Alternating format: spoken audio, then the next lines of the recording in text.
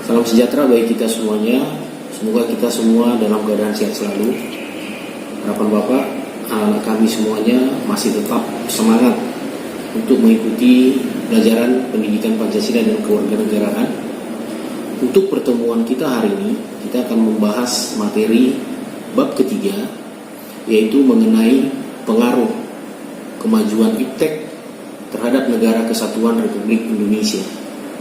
Sebelum kita membahas materi bab ketiga ini, seperti bab sebelumnya, kita harus berpedoman kepada yang namanya apa yang menjadi tujuan pembelajaran dari bab ketiga.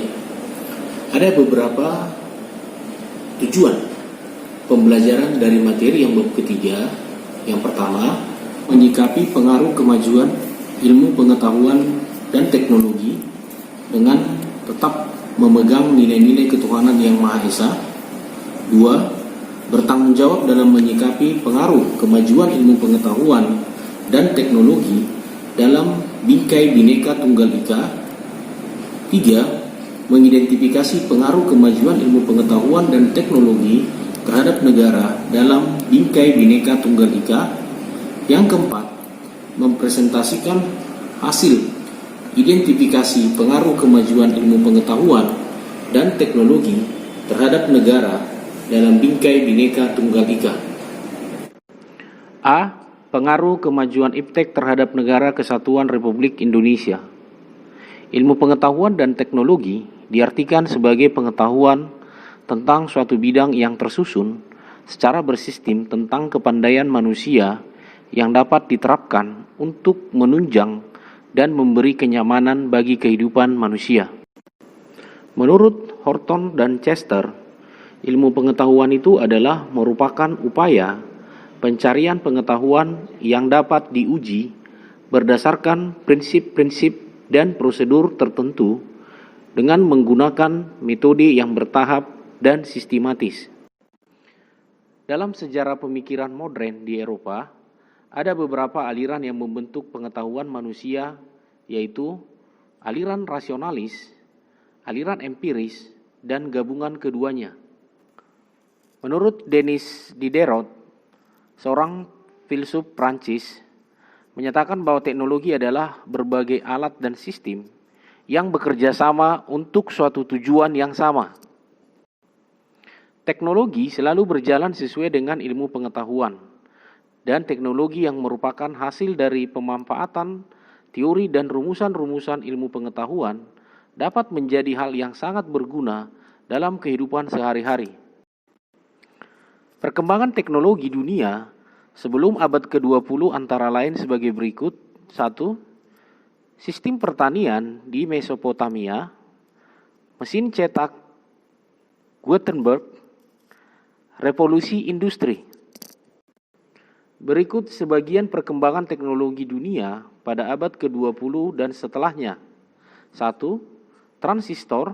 2. Serat optik. 3. Komputer.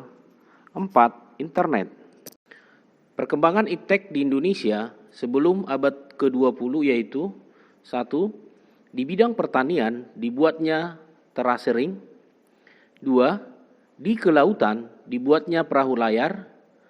Yang ketiga, di bidang busana, Indonesia mengenal teknologi membatik serta menenun. Dilihat dari aspek politik, calon pejabat atau anggota dewan dapat menggunakan media sosial di internet untuk berkampanye dengan biaya relatif murah. Namun, dari segi negatifnya, kemungkinan dapat terjadi perpecahan di masyarakat akibat fanatisme ketika mendukung satu calon atau kelompok dan menentang calon atau kelompok lawan. Dilihat dari aspek ekonomi, konsumen dapat dengan mudah mencari informasi dan membandingkan berbagai produk sehingga dapat memiliki produk yang diperlukan dengan lebih baik. Namun, negatifnya, mudahnya membeli barang dikhawatirkan akan menimbulkan sikap konsumerisme. Dilihat dari aspek sosial budaya, orang dipermudah dalam berkomunikasi dengan orang lain dengan adanya internet. Namun, dari segi negatifnya, dapat menyebabkan seseorang cenderung menghindari tatap muka secara langsung. Sedangkan kalau dilihat dari aspek teknologi transportasi, dapat memudahkan seseorang untuk berpindah tempat. Namun dari segi negatifnya, berbagai sarana transportasi juga mengakibatkan polusi udara. Dilihat dari aspek teknologi kesehatan, ditemukannya alat-alat bantu kesehatan seperti mikroskop, stetoskop, pengukur tekanan darah, dan sebagainya. Namun dari segi negatifnya, obat-obatan dapat menjadi berbahaya jika dosis penggunaannya tidak berdasarkan ketentuan dokter. B. Sikap selektif dalam menghadapi berbagai pengaruh kemajuan iptek. Penggunaan dan pengembangan iptek tidak boleh merusak lingkungan hidup. Contohnya, penangkapan ikan menggunakan bahan peledak dapat merusak lingkungan, seperti rusaknya terumbu karang. Jenis iptek yang dikembangkan sepatutnya berkaitan dengan hal-hal positif yang akan membantu warga dan negara Indonesia semakin berkembang dan maju. Contohnya, di bidang pendidikan dapat dikembangkan teknologi yang membantu pelajar memahami bahan pelajaran dengan lebih mudah.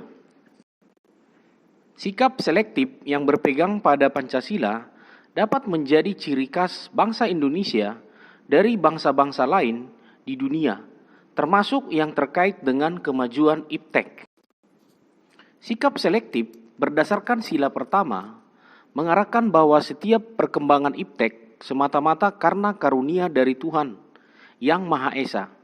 Maka setiap perkembangan iptek harus dipergunakan sejalan dengan perintahnya.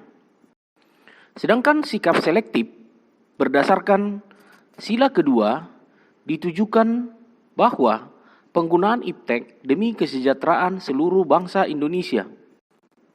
Sikap selektif berdasarkan sila ketiga yaitu mengajak kita untuk menggunakan hasil iptek untuk menjalin persatuan di Indonesia.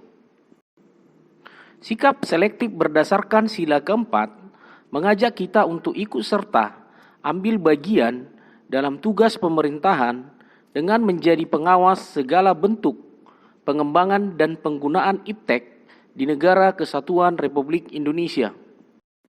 Sedangkan sikap yang terakhir, yaitu sikap selektif berdasarkan sila kelima, memberi pertimbangan kepada kita bahwa ketika melakukan inovasi dan penggunaan iptek, diperlukan semangat keadilan bagi seluruh bangsa Indonesia. Demikianlah materi pembelajaran kita hari ini.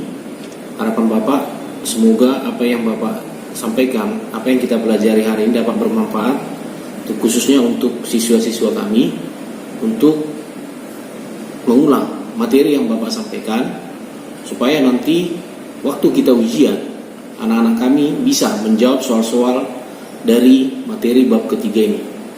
Atas perhatiannya, Bapak sampaikan terima kasih.